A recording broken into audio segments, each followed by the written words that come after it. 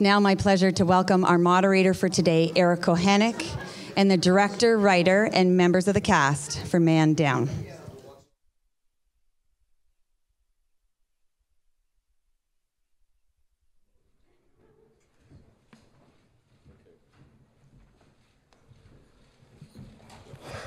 Good afternoon. Welcome to the press conference for Man Down, festival gala presentation. It will have its festival premiere tonight at the Roy Thompson Hall. With us today, we have the director of the film, Dito Montiel, sitting next to me. Next to Dito is Shia Labeouf, who takes on the central role of Gabriel Drummer, the soldier who is on an emotional quest to reunite himself with his family. Next to Shia, we have Kate Mara, who plays Gabriel's wife, Natalie, in the film. And last but certainly not least, we have Adam Simon, who is the writer of the film. We have a pretty tight schedule and a limited amount of time, so if you can direct your questions and concentrate on the film, that would be great. We have microphone runners who will give you a mic. I'll start off by Dito, by asking you on the origins of the project and how it came together. I have to hit, oh yeah, okay.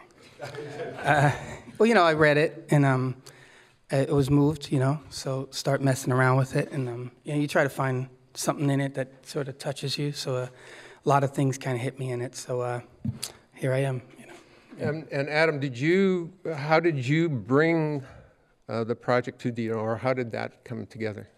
Through loose affiliations with various nefarious individuals. No, I'm just kidding. It went through a producer that I had a contact with, and ended up with Empower Pictures, and then they, I believe, got it into Dito's hands from there. We've got a question down front, but first, tell me what inspired the story. How did you write it? Pain and agony. No, I was living on the street when I started writing Man Down. In fact, there's a letter that Gabriel writes to his son Jonathan in the film. Was a letter that I wrote to my son in a parking garage where I slept, where I stayed the night. So I wrote that in a few other scripts and was just trying to hustle for about 6 to 8 months, the story started off being a little autobiographical, and I got away from that because I felt like it was much more important to tell the story of veterans that I kept coming in contact with on the street that were in the same predicament that I was. Right. Question down front here. We have a mic. Right in the front row, Bruce. Bruce Kirkland, Toronto Sun. This question, I'm not sure who wants to handle it, but go for it. One of the intriguing things about American cinema right now is there's a lot of very specific event-based war movies, contemporary war movies. This is not one of them. This is something on a different level, emotionally and in an abstract in a way, and yet very specific to the individual people. So I'm curious if any of you want to address that, including Shia, because you play the central character. So. Yeah, I just thought it was a really compelling story, and you know, more a father than a soldier. That soldier stuff was sort of sidebar, you know. Everything else was far more important to the script and when we all got together. But we had Nick Jones Jr. with us the whole time, and you know, we got the war stuff right, I think. But yeah, that was sort of sidebar, not to downplay it or anything, but just personally, it was less of a priority than the family stuff and stuff here. Rather than a specific event-based? You know, for me, I feel like it's all from Gabriel's point of view, and so the audience can see, kind of go through that experience of his mindset, where he's at, and suffer with him, and suffer that confusion and kind of the disorienting nature of the war at home, which definitely is more significant than the war abroad. So taking them through that journey just, I think, opens people up to understanding people who are in that kind of a mindset and a predicament. Yeah, thank you. Dito, maybe you can talk a bit about the casting of this, and what was it? I know you and Shia have worked together before, but what was it that immediately made you want to bring him into the project? Well, or was it immediate? It was immediate, yeah. I mean, I'm a fan of both these guys, big time, kind of going off your question, which I think goes into this thing, is, when I read it, my father had epilepsy, so he would have grand mal seizures, and once when I was a kid, they'll bite your hand off, So I put my hand in his mouth, and through it all, he could still see me, and he sort of used a little bit left to ease up, which is a big deal. And so when I was reading it, I kept thinking, boy, who can get that moment right? That even through the madness, they can still see something, their kid, So I was messing with the script a bit, and I called Shia up. I said, hey man, take a look, see what you think, And he said, yeah, kind of cool, And then Kate was the first person I thought of, because that's a pretty tough role to anchor down that thing and not be a wimp, So then they both were like, it's pretty cool. They had their notes, and then we're here, Weird way to go about it, but that's what happened. And Shia, your immediate reaction when you saw the script? Yes. Yes. and what was it about the character that sort of drew you in first? He reminded me of, the dad I had and also the dad I wanted. The father-son stuff reminded me of Kramer versus Kramer. That's my favorite movie. So there's like those pancake scenes, but it was harder. It was like Deer Hunter meets Kramer versus Kramer if I was pitching it to somebody. But just some of my favorite movies, it had the soul of that, and I knew I'd be with my friends, and it just felt like a really good move for me. We have a question in the middle there. We'll get a microphone to you. In the meantime, Adam, maybe you can talk about the structure of the story. It's a jigsaw puzzle that comes together. Is this the way you wrote it at first, or was it something that was adapted? Yes. Yes? I knew everything from the beginning. No, I'm just kidding. It went through a lot of revisions, but that structure was exactly how I wanted to tell it, that having these storylines going simultaneously and going around to the different scenarios, because that's the state of Gabriel's mind, right? Like, it's disjointed. And so having the audience walk through that kind of crucible with him that was always on the table, that structure. Question back there. Fabian Winter for Latin America. I have a question for Shia and Kate. Having so many movies about post-apocalypse, that we say? Apocalyptic. Okay. What do you think, how do you picture the future of our world? How do we picture the future of our world? Oh. Just a little question. Well, hopefully not. Go for it. Shia? No, that's all you know. He's the guy. So you grab the mic. I hope that the future of our world is not as pictured in this picture. Man, I don't know. What? I'm just an actor. We're in a tough spot. The world's in a tough spot. It's like World War III, right? You're in the middle of something really wild going on right now. So, yeah. More so than ever in my life, I think. Dito, maybe you can talk about the visual images then of the future vision of the, without giving too much away. Well, we tried to, Shelley Johnson shot it, who's pretty great, We tried to keep it as honest and real as possible. We shot it in New Orleans, which unfortunately Katrina has taken care of the post-apocalyptic look of some of it. So we tried to just base everything on reality, We didn't want to mess too much with things. This is an honest story. In the end, I think you can watch it again and you can say that we didn't cheat, kind of like good old Twilight Zones or whatnot, So a lot of that was just looking for cool locations, and we found some pretty remarkable places, for good or for bad, Kate, talk a bit about Natalie and what you saw in that character and what you sort of zoomed in on first as you were developing her in your mind. Well, I've always wanted to work with both Ditto and Shia. After seeing Ditto's first movie, A Guide to Recognizing Your Saints, and I reached out to Ditto years ago. We met just because I wanted to work with him, and we kind of stayed in touch. And when he sent me the script, he didn't tell me who was playing Gabriel, and so I wrote him back and said, well, yeah, I really like the script, but who's the guy? Because if it's not the right guy, I don't care. And he said Shia, and I was like, yes, I want to do that. So it was really a joint effort. I mean, Shia and I spent a lot of time together before we started shooting, just talking about the script and talking about our relationship, and we spent a lot of time with our kid too. And that was really the most helpful thing, I think, for the story, for us. So then when we got to New Orleans, it just felt easy. I mean, there's some really hard scenes in there.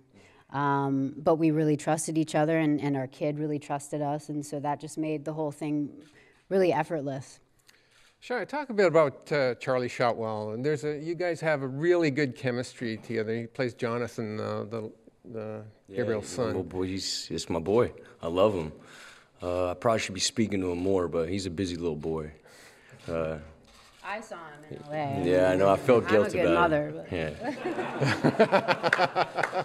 It never went away. We still got a little tribe, you know. I love the kid, and he's a brilliant actor and open and, you know, incredible to watch and willing. And his mother was very willing, and, you know, it was a wild set to be on.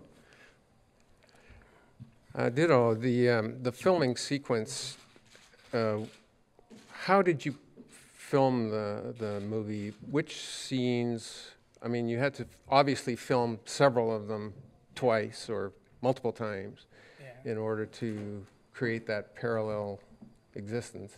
Yeah, we started with the crazy stuff first, you know, which was pretty intense, you know, jump under the table and whatnot, and it was all about the beard, you know. We didn't want to put a fake beard on Shia, and so we went really hard into the film. It was in some ways I'm kind of glad we did. You know, I was worried about it at first. You know, like how are we gonna back off that and have a normal family? But I'm really happy that we did jump in so hard. You know, I mean they were ready for it, and that's a big part of it. You know. And Shia, jumping into it that hard, I mean, obviously that role is an emotional roller coaster. Did you feel different when you had full facial hair and long hair? Did it have an impact on when you looked at yourself and how to portray the character in the various ways? I'm sure on some level, yeah, for sure. And was the transition then an easy one to shave off and go to the marine look? Yeah, I mean, hair seems to be a really yeah, I got it. Yeah, that was part of it for sure. That was part of it. That's a really tough one to answer. I don't know really what you're asking me. Well, I probably don't know what I'm asking either, but it's a tough. You're almost playing a couple of different characters in this. Oh, I don't think so. No, I think people have shades. You know, I don't think I'm playing. You know, we all got shades. Yeah. And exploring the various shades of the character with the help of the physical look, is that something that's a helpful element, or is that something that really doesn't matter to you as an actor? No, it definitely matters. Yeah, for sure matters. Yeah, your shoes matter. You know, everything matters. Yeah. I'm sure there's a better answer somewhere in my mind. I just don't have it right now for you. I can say that for me, because I had scenes with him. Didn't I had scenes with him in both right. Facial hair and none.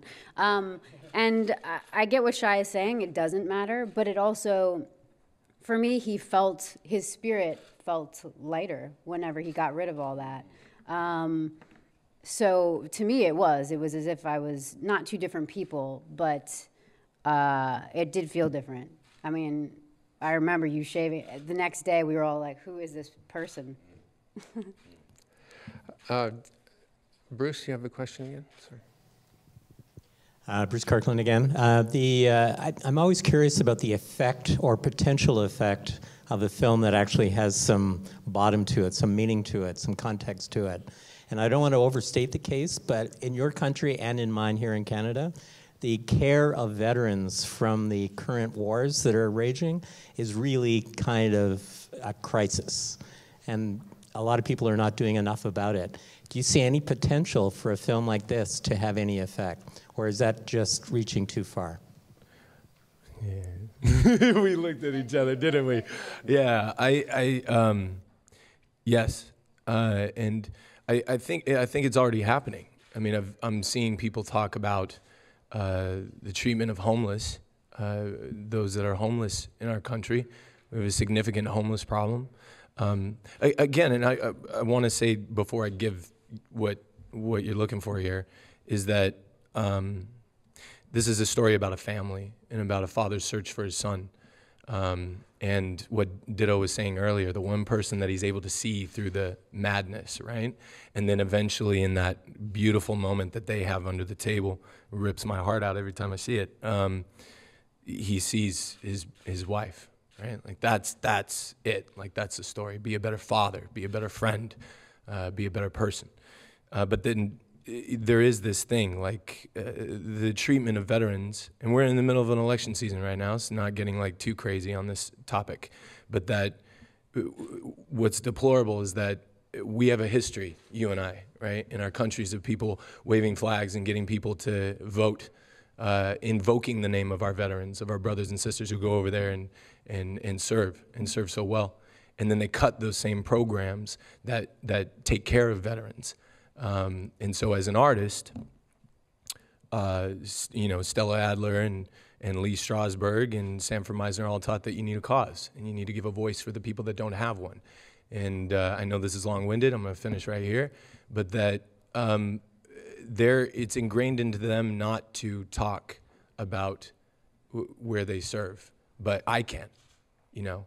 They fought for that right, for me to do that. So I can be a voice for that. And I hope that happens.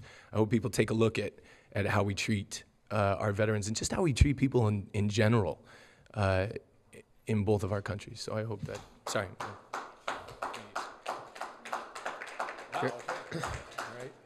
We have another question back there. We'll get a mic to you. In the meantime, Ditto, maybe you can talk a bit about the character of the music in the film. You're an author, you're a musician as well. I'm nuts about music, you know. Clint Mansell is pretty freaking great, you know. And, you know, it's kind of weird, you know. Like, I don't like to push the emotion too much. You know, this movie was just inevitable, you know. It really is. You're trying to get your kid. It's a big deal, you know. If anything, I can come across kind of heartless. I'm always like, who cares, you know? But I don't mean it, you know. Musically, I thought Clint did just beautiful stuff, and a lot of it didn't force the issue. You know, that was the main deal, you know. And then, you know, some of the songs were fun. You know, it was like the first song when they're going to training camp. I was like, I want something that should play in a Budweiser commercial. Like, totally cheesy, you know. So we're just going off to a fun situation that might not end up so fun, you know. But yeah, I'm a big fan of music, man, and Clint is pretty great, and you know, what else am I gonna say? Good stuff. Question back there. Yeah, went again for Shia and Kate. Could you tell what do you see of yourselves in your characters, and how much of them do you take home?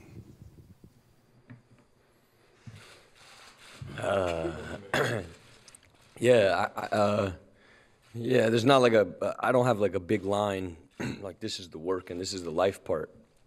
I'm sure there's a whole lot of him and me, Gabriel and me. And you do take it home, at least when you're working on it. And then you try to shake it and get into some other train of thought when you get out. But yeah, that's me up there. That's my soul up there. That's all I have to offer you, right, is just to bare my soul. All I do for a living is open up and let you look. So it's all me up there.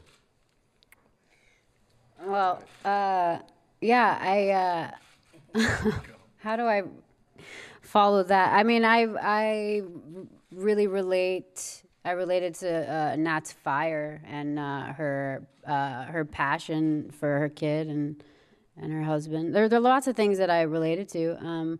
That said, I you know, have never been married and I haven't been a mother, so, and I've not been through the experiences that she, you know, goes through. So there were things about it that I was just trying to figure out along the way. Ditto, maybe you can talk about, or actually, Shia and Kate, talk about when you read the script and you saw the various moments of revelation that were coming out. What were some of your reaction to Were you, when you were reading it, were you confused at first as to where it was going, what it was about, and then when the moments of revelation happened, what was your reaction? Well, I couldn't put the script down. I was genuinely, I knew something was up, but I wasn't aware. So it was, to me, it was a surprise. You know, this story was a surprise constantly, which is nice, and it's one of the reasons why I wanted to tell this story. Same. And okay, then Ditto, over to you then. As you were filming that, what were some of the elements that you wanted to underline as you were pulling the story together?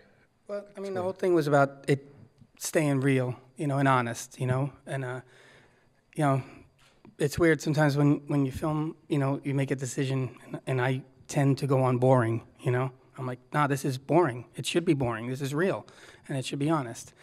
But when you have good actors and stuff going on, sometimes it isn't boring, you know. That's the way I kind of like it. And I thought every step of it was real, and that's all that ever matters to me. So getting through these tough situations, it's not bad lieutenant violence, you know, which I love. It's a very complicated violence. You know, you're in your house, and things like that are happening with the family. So the situation between the husband and wife over here and the child was it's very complicated, and I kind of enjoy that, you know. And to me, it's the ultimate acting, you know. It's like, how are we going to walk this line of ultra-violence with compassion? It's a very tricky thing to do, you know, and I think it's undervalued. I'm bad with words. Well, as a filmmaker, when you're putting this together, I mean, there were some stunning visuals, and the use of color or lack of color, the monochromatic look of some of it, and the shadows and that. How much of this was in the script? Well, not necessarily. How much did you visualize after you read the script? You know, Shelley looks at the camera. I peek through it every once in a while. I don't know what's going on. I just figured out that change the mag mean film when film went out of business, so it's all kind of new. But I like to look around and find cool locations and say, wow, this looks pretty screwed up, you know? You figure out how to shoot it, you know? I'm a fan of acting. I like to watch it and sort of say, hey, man, maybe that's kind of corny, or things like that. But as far as the visuals, it is very important. I underplay it, but it's very important to me, of course. But it's always about somewhat finding a reality to it all for me, you know. It was very tricky in this film because we're walking a line, you know. Like I said, the way the old Twilight Zones do, or even Planet of the Apes, you know. I didn't think about the messages in the old Planet of the Apes. I just liked that apes were taking over the world. And it looked pretty damn real. I like the old ones. But, so yeah, it's important. But Shelley could talk about those shadows. They just happen. You know? All right, we've got time for only a couple more questions, so put your hand up. We'll get a microphone to you. In the meantime, Ditto, you said you liked acting. Talk some more about some of the other actors in the casting. Gary Oldman, for instance, and some of the others who formed the core of the ensemble. I mean, you know, we had Gary Oldman for 3 days, and we filmed him and Shia out in a day. It's like Jordan shows up and he dunks on you, and you kind of say, that's what happens, you know? It's corny to go up here and say how good he is. You know, this turns into a big kiss-ass festival very easily. But he is that good. I'm here to witness it in person. And these guys, I already said enough good things about them, but I can't say enough, but I'll stop because it gets really freaking annoying. Clifton Collins is like incredible, and I love him. And you know, then you have Tori Kittles. You know, you try to find the best that you can, and every role matters to me. I don't care who you are. You know, if you're a token booth clerk, I got my friend Anthony Randazzo in Brooklyn who shows up and he knows how to be a token booth clerk. You know, they all matter, and I love it so much I can't even tell you. Watching it, it kind of gets me off. You know. We should talk. I feel like we should talk more about Charlie, though, Finding Charlie. Oh my God, yeah, Charlie Shotwell. That was that was amazing because we were very involved in it, and we got to, you know, meet with and act with a handful of kids, and Charlie was instantly. We were like, "That's our kid." Yeah, I mean, kid's freaking 6 years old. When I was 6, I think I was banging into walls at best. No, I mean, yeah. It was a very hard film to make, and I mean, but also, I mean, you know, I'm gonna stop at the kiss-ass situation, but you know, that's tough stuff. You have a little boy under a situation with a father and mother, and I don't know how the hell they did it.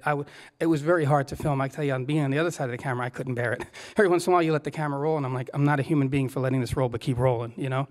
But it was really, and that kid is a machine, man. You know, really, you know, he knows how to get there, and honestly, you know, and he's a very loving kid. You know, he wasn't a rotten kid like me, so he had a beautiful quality to him that allowed all that sort of borderline sappy stuff that I enjoy. You know, it's kind of beautiful.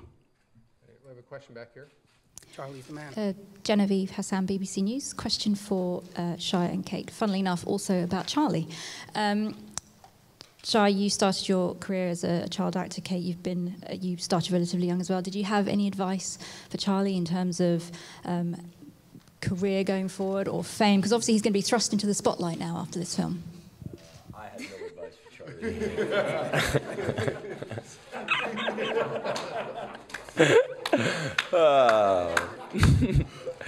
He's a great actor. He's a great actor. Strong kid. And he's only 6. He's only 6. I think he's 7 now. Yeah. 7. He's grown up.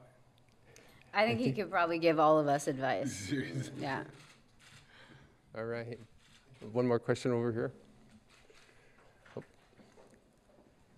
Again, for Shia and Kate, do you ever get Star Trek, like having Gary Oldman on the set, and how it feels to be on the other end when people, you know, approach you on the street being a celebrity, what it means?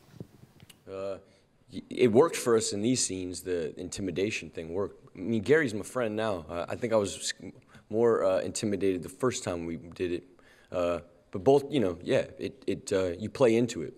But he's also like he's like this father figure for me. It's more than just an actor. Like, he's a really tender, sweet man.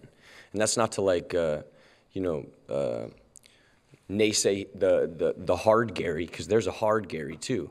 But he's not hard with me. He's like really sweet with me, and always has been. So yeah, I look up to him. But he's also he's not shy about throwing love around. You know, he's in my corner. You know, it feels like that. It's not just some actor relationship thing.